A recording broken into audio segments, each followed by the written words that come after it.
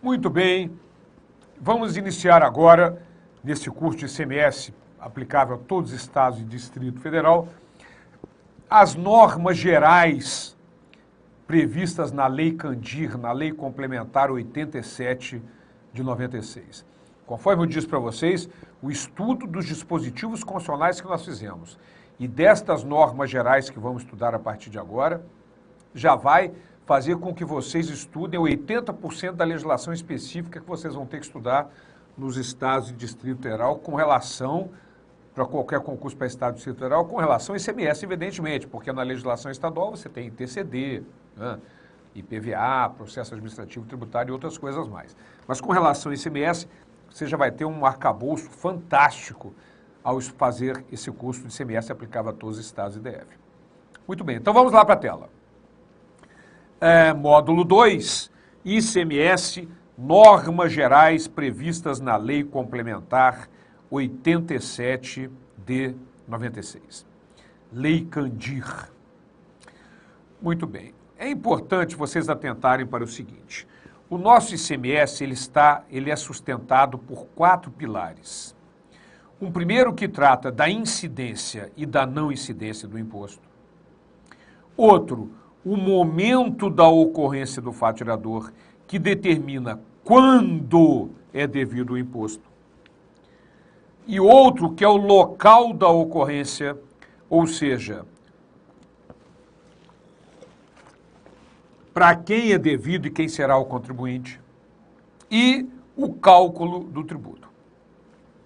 Então, estes são os 4 pilares que sustentam a cobrança do nosso ICMS. Incidência, não incidência, momento da ocorrência, local da ocorrência e cálculo do tributo. Voltando para mim, na verdade é exatamente isso que nós vamos fazer aqui ao estudar as normas gerais aplicáveis a todos esses fenômenos. Incidência, não incidência, momento da ocorrência, local da ocorrência e o cálculo do tributo, vendo a apuração, etc. Legal? Maravilha! Então vamos lá para a tela. Incidência do ICMS. Artigos 1º e 2º da Lei Complementar 87, Lei Candir. Então vamos lá. Vamos fazer por etapas aqui. O primeiro fato, a primeira hipótese de incidência são operações relativas à circulação de mercadorias. Inclusive o fornecimento de alimentação e bebidas em bares, restaurantes e estabelecimentos similares. Então, muito cuidado, gente, voltando para mim, que o conceito de circulação de mercadoria é muito amplo, muito amplo. Não é muito mais do que você talvez imaginasse até agora. Vamos lá para a tela que eu vou montar um quadro para mostrar o que eu quero dizer. Existem 3 tipos de circulação de mercadoria. Então vamos fazer assim, ó.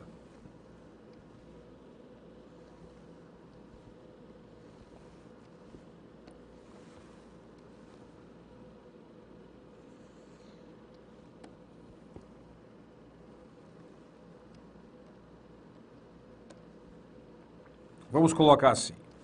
Circulação de mercadoria.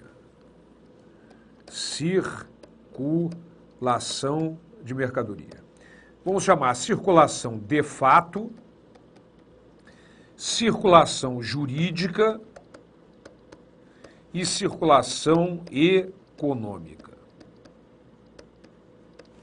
E vamos colocar aqui, olha, troca de titular e troca de lugar. Ora, na circulação de fato, há tanto a troca de titular quanto a troca de lugar.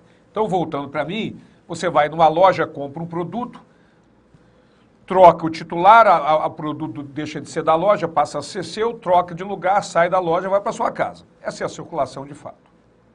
Mas vamos para a tela. Qual é a circulação jurídica? Há troca de titular, mas não há troca de lugar e é considerado circulação. Vamos dar um exemplo disso aqui. Vamos imaginar que eu tenho um estabelecimento aqui qualquer. Eu tenho um estabelecimento A, vamos chamar estabelecimento A,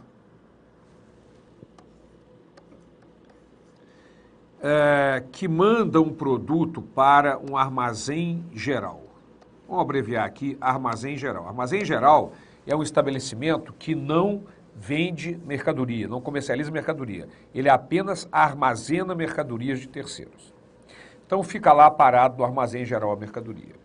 Depois, A vende a mercadoria para B.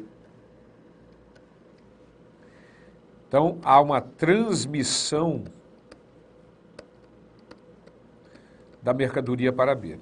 Mas B não tem aonde guardar e liga lá para o armazém geral e diz assim, olha, aquelas 300 toneladas de feijão que eu comprei de A, eu não tenho lugar para guardar, dá para você continuar guardando aí? Ah, não tem problema, vamos fazer a documentação aqui, não tem problema. Então vejam só, houve troca de titular, mudou de A para B, mas a mercadoria ficou paradinha lá no armazém geral. Certo? Isto é uma circulação jurídica. Houve troca de titular, mas não houve troca de lugar. E existe ainda a circulação econômica, você vai estranhar no início, mas depois vai entender. Na verdade, na circulação econômica, não há nem troca de titular, não troca de lugar, e é considerado circulação e incide o ICMS. Como é que é isso? Voltando para mim, quando, por exemplo, uma loja de cortinas, de tapetes, uma loja de tapete, quando ela compra o tapete para revendê-los, ela registra esse tapete no ativo circulante, vai ser vendido. Mas só que o tapete da loja está horrível. E uma loja de tapete com tapete horrível fica chato. Então, o que o dono da loja faz? Ele tira um tapete do ativo circulante, que era para ser vendido, e coloca no ativo permanente, ou seja, passa a ser da loja, de uso da loja, do ativo permanente da loja. Não houve troca de titular, não mudou de dono, e não houve troca de lugar, permaneceu na loja. E houve faturador do ICMS. Nós vamos estudar isso com calma depois, o que tem que ser feito, a operação que tem que ser feita de emissão de nota fiscal, mas houve faturador do ICMS. É como se ele estivesse vendendo para ele mesmo. Certo? Então vejam que o conceito de circulação, voltando para a tela, ele é muito amplo. Pode haver troca de titular e de lugar, pode haver troca de titular sem que haja troca de lugar, e pode não haver nenhuma das duas, como foi o último exemplo que eu dei. Certo? Muito bem. Então, minha gente, essa foi a primeira incidência. Vamos ver a segunda incidência. Prestação de serviço de transporte interestadual e intermunicipal. Por qualquer via de pessoas, bens, mercadorias ou valores. Serviço de transporte interestadual e intermunicipal. Voltando para mim, porque você já sabe que o serviço dentro do município é tributado pelo ISS, ok? Mas intermunicipal e interestadual, ICMS, Serviço de Transporte. Qualquer que seja a via, certo? Transporte rodoviário, ferroviário, aeroviário, jegue, carroça, seja lá o que for. Oleoduto, gasoduto, certo? Maravilha. Voltando para a tela, vamos para uma outra hipótese de incidência. Artigo 2º, inciso 3. Prestações prestações onerosas de serviço de comunicação, porque nós já estudamos na Constituição Federal, voltando para mim, que as prestações de comunicação de recepção livre e gratuita são imunes ao ICMS. Por isso a Lei Complementar 87 coloca prestações onerosas de serviço de comunicação. Voltando lá para a tela, então prestações onerosas de serviço de comunicação por qualquer meio inclusive a geração, emissão, recepção, transmissão, retransmissão, repetição, ampliação de comunicação de qualquer natureza. Mas prestações onerosas, certo? Canais abertos como Rede Globo, SBT, Record e outras mais não sofrem incidência do ICMS porque há uma imunidade nos termos do artigo 155, parágrafo 2º, inciso 10, a linha D, que nós já estudamos no primeiro módulo, dispositivos constitucionais. Legal, mas vamos lá para um outro fato gerador. Fornecimento de mercadorias com prestação de serviços não compreendidos na competência tributária dos municípios. Então, voltando para mim, minha gente, olha só. Nós já estudamos lá nos dispositivos constitucionais que quando há prestação de serviços com fornecimento de mercadoria, nós temos três possibilidades. Qual é a primeira possibilidade?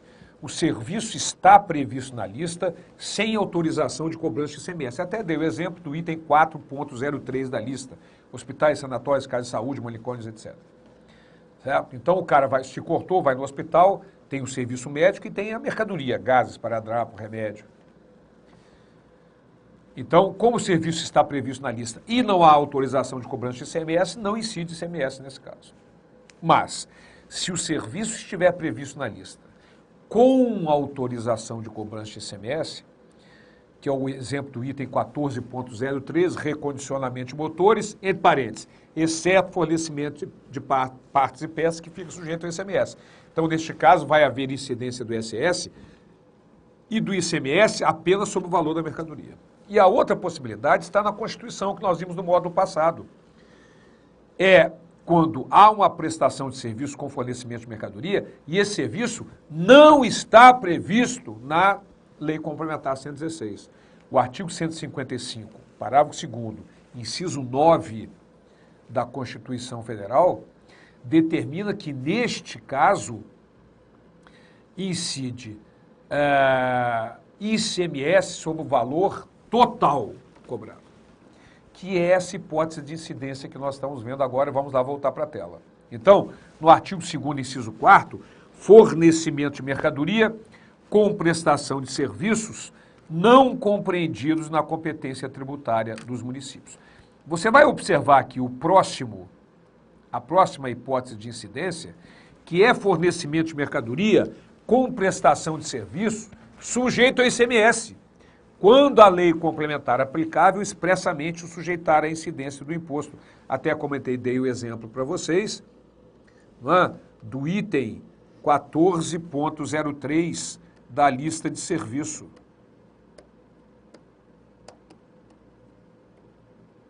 Da lista de serviços da Lei Complementar 116. Tem lá o recondicionamento de motores, mas permite a cobrança do ICMS sobre fornecimento de peças e partes. Certo? Então, minha gente, qual é a diferença, já antecipando, a gente vai, lógico, estudar a base de cálculo do ICMS com todos os detalhes, mas qual é a diferença do artigo 2º, inciso 4, para o artigo 2º, inciso 5º? A diferença vai ser tão somente a base de cálculo sobre o qual incidirá o ICMS. No inciso 4, a base de cálculo é o valor total, porque o serviço não está previsto na lista da Lei Complementar 116, então a base de cálculo é o valor da mercadoria e do serviço. E nesse caso aqui, no inciso 5, o fornecimento de mercadoria com prestação de serviço sujeito ao ISS, quando a lei complementar aplicável expressamente sujeitar a incidência do imposto estadual, o ICMS só incide sobre o valor da mercadoria. Ok? Maravilha! Muito bem. Agora, vamos para um outro fato gerador. Entrada de mercadoria ou bem importado do exterior por pessoa física ou jurídica, ainda que não seja contribuinte habitual do imposto. Voltando para o Borbinha. Nós já vimos que isso está expresso no artigo 155, parágrafo 2º, inciso 9, a linha A da Constituição Federal. Mas chamei a atenção que existe a súmula 660 do Supremo Tribunal Federal, que determina que não há incidência na importação por pessoa física ou jurídica não contribuinte do imposto. Mas, volto a insistir, esta súmula 660, essa jurisprudência, você vai considerar, pode ter que considerar, no concurso para a esfera federal, no concurso para a esfera municipal. Para a esfera estadual, não se preocupe com ela, que o examinador nunca vai colocar, exatamente porque a Lei Complementar 87, que estabelece normas gerais, prevê incidência. E a Constituição Federal prevê incidência. E a lei do Estado que você vai estudar vai prever incidência também. Então, não será explorada a súmula 660 em prova, certamente, nas provas para concurso estadual, mas é importante que você saiba da presença dessa súmula, da existência dessa súmula, uma vez que numa prova para a Receita Federal pode eventualmente ser cobrada, na Receita Municipal. Ok? Muito bem. Vamos lá para a tela. Outro fato, outra hipótese de incidência. Serviço prestado no exterior ou cuja prestação se tenha iniciado no exterior. Voltando para o Borbinha. Ô, Borba, mas como é que é isso, Borba? Que história é essa de serviço prestado no exterior ou cujo início tem início no exterior? Olha só. Que tem início no exterior é muito simples. O serviço de transporte, eu vou comprar uma televisão no exterior, um aparelho, um computador no exterior e pago uma transportadora para trazer esse produto para mim aqui no Brasil. O início do serviço foi lá, no exterior, mas ele vai ser tributado pelo ICMS a hora que chegar aqui no país e eu vou ter que pagar o ICMS sobre o serviço de transporte. Agora, serviço prestado lá no exterior e é tributado pelo ICMS, ligação a cobrar. Você está passeando, viajando pela Austrália, resolve matar a saudade da sua família e liga para cá a cobrar. Então, a concessionária está prestando um serviço para você que está lá no exterior, serviço de comunicação, e vai haver incidência, portanto, do ICMS. Então, serviço prestado no exterior ou cuja prestação tenha sido iniciada no exterior. Legal? Voltando para a tela. Outra possibilidade. Artigo 2º, parágrafo 1º, inciso 3 da Lei Complementar 87. Entrada no território do Estado destinatário de petróleo ou lubrificantes, combustíveis líquidos e gasosos dele derivados e energia elétrica, mas com um detalhe. Olha só. Quando destinados a consumo é o nosso ICMS monofásico. É o nosso ICMS monofásico. Então, vejam que o fato gerador, de acordo com a Lei Complementar 87, é a entrada no território do Estado destinatário. Certo? De petróleo, lubrificantes, combustíveis dele derivados e energia elétrica. Combustíveis não derivados de petróleo não se aplica nada disso.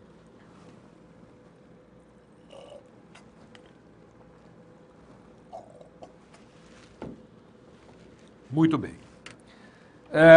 Voltando para mim, então, minha gente, estas são as hipóteses de incidência do ICMS, previstas na Lei Complementar 87 de 96.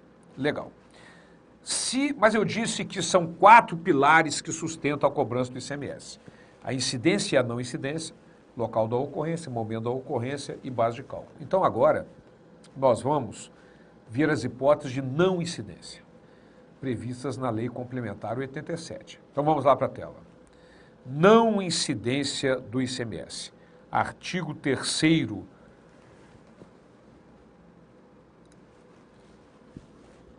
Lei Complementar 87. Vamos lá. Artigo 3º da Lei Complementar 87. Primeira hipótese de não incidência. Operações com livros, jornais, periódicos e o papel destinado à sua impressão. Então, minha gente, voltando para o Borbinha, olha só. Isto, na verdade, vocês já sabem que é uma imunidade, é uma vedação constitucional, artigo 150, inciso 6, a linha D da Constituição Federal, é uma imunidade. Mas na prova de legislação do ICMS, você vai chamar de não incidência, porque é assim que a Lei Complementar 87 chama. Certo? Embora seja uma imunidade, porque é uma vedação constitucional. Legal? Muito bem, essa é a primeira hipótese de não incidência. Vamos lá para a tela de novo.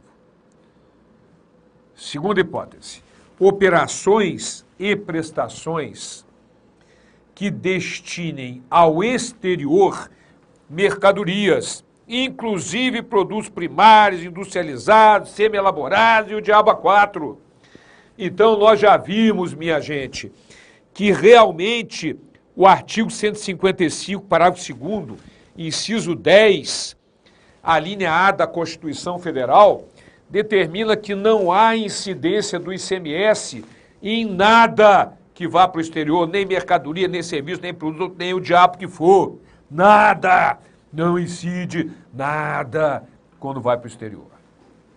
Ok? E vimos mais, voltando para mim, nós vimos também que, além de não haver essa incidência, vai ser mantido o crédito para ser abatido em operações posteriores. Legal? Muito bem. E outras operações tributadas. Maravilha. Voltando para a tela, vamos ver outra hipótese de não incidência. Operações interestaduais relativas a energia elétrica e petróleo, inclusive lubrificantes, combustíveis líquidos e gasosos dele derivados, quando destinados à industrialização ou comercialização. Então, voltando para mim, é um posto de gasolina no estado X, no estado do Rio Grande do Sul, que está comprando combustível do estado de Santa Catarina. Certo? Aquele combustível é destinado para comercialização e industrialização, então não incide ICMS nem na saída do estado, nem na entrada do outro. Mas por que eu sublinhei quando destinados à industrialização ou comercialização? Porque quando forem destinados a consumidor final, nós temos o badaladíssimo ICMS monofásico. Ok? Maravilha! Voltando para a tela.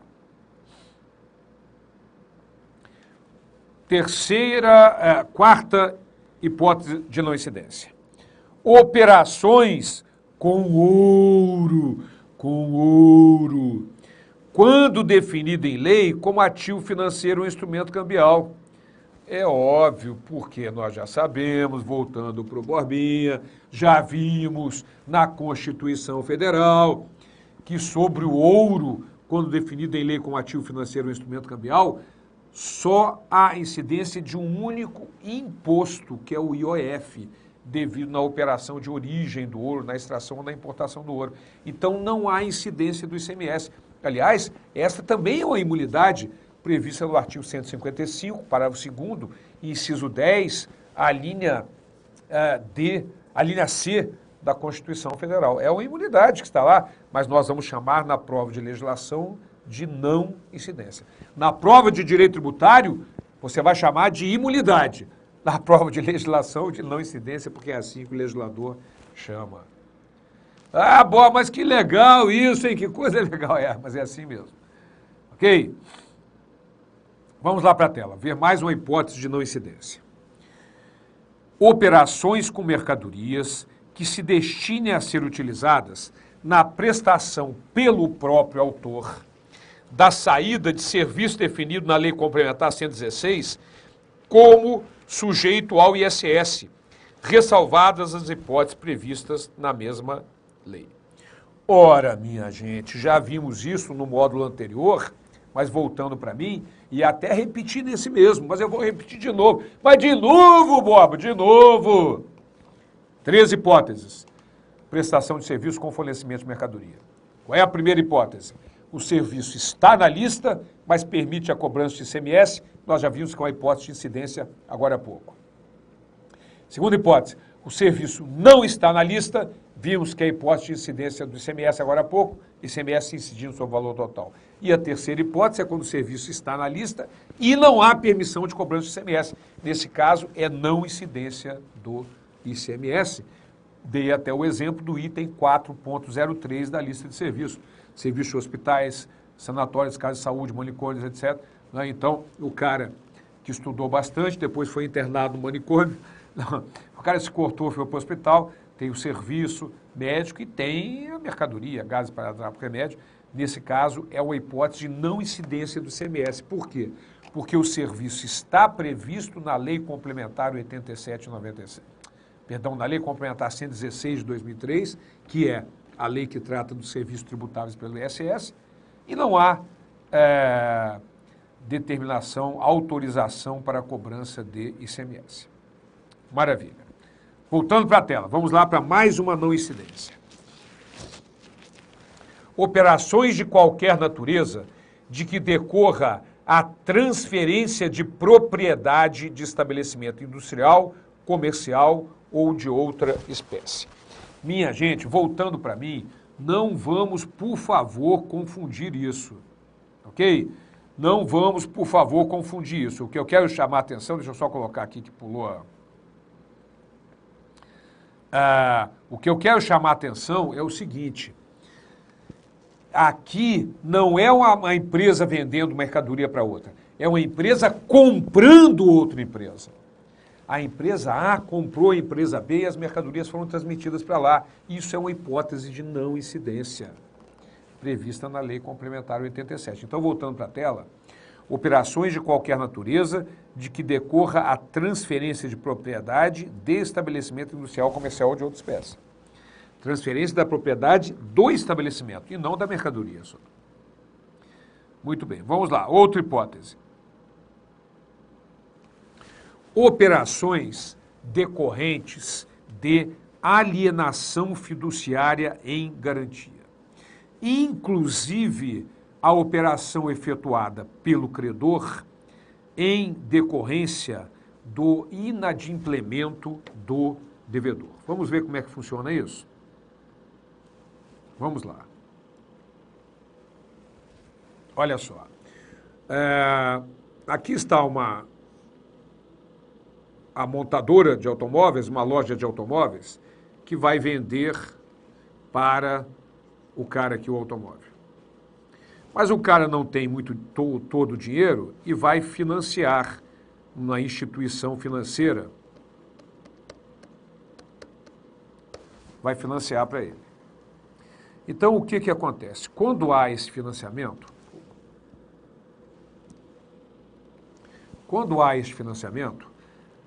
o domínio do bem vai para a instituição financeira.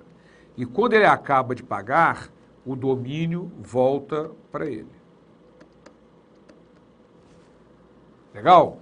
Agora, se ele se tornar inadimplente,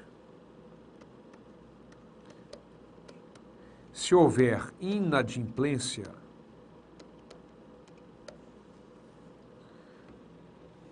o que acontece? A posse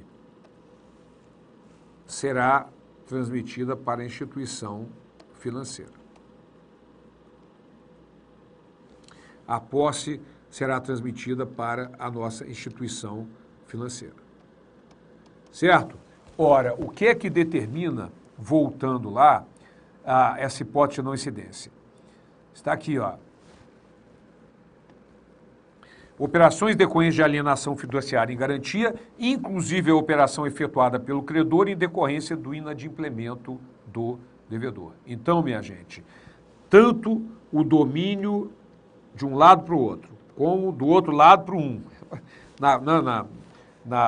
no financiamento e na quitação do financiamento, como a transmissão da posse, são todas operações sobre as quais não incide o ICMS. Certo? Só vai haver incidência do ICMS, é óbvio aqui, né? Na saída do produto lá para o carro, portanto, lá para o nosso usuário, comprador do carro. Maravilha. Voltando para mim, no próximo encontro nós continuamos o estudo das hipóteses de não incidência do ICMS nos termos da Lei Complementar 87 de 96. Até lá.